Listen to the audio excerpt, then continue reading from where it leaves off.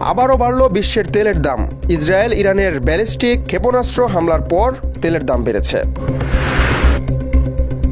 ইসরায়েলের ইরানের হামলার পর মধ্যপ্রাচ্যের বড় ধরনের সংঘাত ছড়িয়ে পড়বে।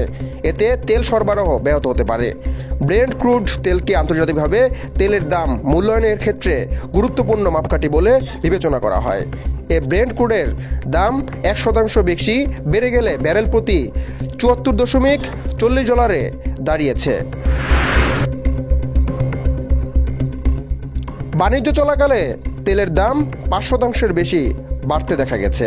যুক্তরাষ্ট্রের জ্বালানি তথ্য বিষয়ক প্রশাসনের ইউএস এনার্জি ইনফরমেশন অ্যাডমিনিস্ট্রেশন তথ্য অনুসারে ইরান বিশ্বের 7ম বৃহৎ তেল উৎপাদনকারী দেশ। ব্যবসায়ীদের আশঙ্কা, মধ্যপ্রাচ্য অঞ্চলে সামরিক উত্তেজনা বেড়ে গেলে হরমুজ প্রণালী দিয়ে জাহাজ চলাচলের উপর প্রভাব পড়বে এবং ওমান ও ইরানের মধ্যে জাহাজ চলাচলের যে পথটি আছে সেটি বিশ্বের তেল বাণিজ্যের ক্ষেত্রে গুরুত্বপূর্ণ বলে বিবেচিত হয়। Hasibul Hossain Arnab, news 21 national desk.